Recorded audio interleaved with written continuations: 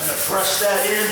And I saw that it was going this way, so I want to try to go at the same angle, but then after a while I can go across it to get out anything in the nooks and crannies of the actual concrete subfloor. Okay? It's going to get a point though that I want to just leave it. Now see, I'm going to leave that little section right like that. That's going to give the floor more character. Now I can move my knee pad up and I can finish this little section right here. Spray on a little WD-40 like that and go some more.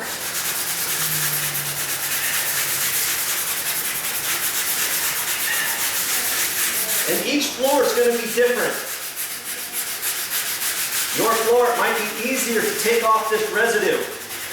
In certain areas of your floor, in your traffic areas and stuff, you'd be surprised at how much more difficult it is to get it, even though it was underneath carpet and pad. This used to have the mastic, and then it had vinyl tiles on here for years, and then the next person decided, hey, you know what, I hate that, look, and so they put carpet pad and carpet over it. Then they walked on it, and even that still gives you traffic patterns and areas that have been walked on more. It takes the glue, it pushes that glue down in and bonds it to the concrete that much more in certain areas, and then it might be a little bit harder to get off. But don't get frustrated. Just keep working it. Work it, baby. You keep working it, and however much comes off, this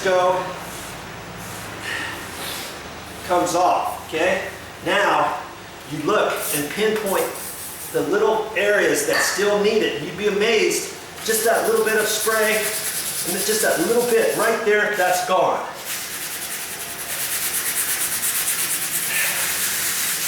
That one looks better. Let's blend it in. Wipe that off. Now see, doesn't that look nice? If you wanted your whole floor to be this color, that's a nice color right there. It looks variegated. It looks like there's two different stains on there. But the homeowner, she says that's too dark for her. And so here's a tip for you. When you start going, make sure whoever the boss is, you double check with them first before you get going on your floor. Because if they want it lighter, fine, no problem. Take your cleaner. And see, I'm still using the same sponge, but there's only so much I can get because this is saturated with the tar glue. And now I can wipe more of it off because I'm putting this cleaner on there. See how much more that almost gives it. I should have wiped it on the back side of the sponge. This gives it more of a blonde look. See there? You can have it like that. And if you want all of your floor to look like that, you can do that. Once you get done with your entire floor, if you look at that and you think, I need a little bit more something to it, you could go to the store and get some stain out of a bucket, a gallon bucket, like a paint can, and you can put some stain on there. You can wipe it on like this, or you could take a Hudson sprayer. And I'm going to do that when I get done with this whole job, because I'm going to get it light. Okay, I'm running out of cleaner here, but this is a concentrate, and I got plenty more where this came from. Now see, I'm only getting so much because my sponge is getting saturated with this, with the mastic, the hot tar.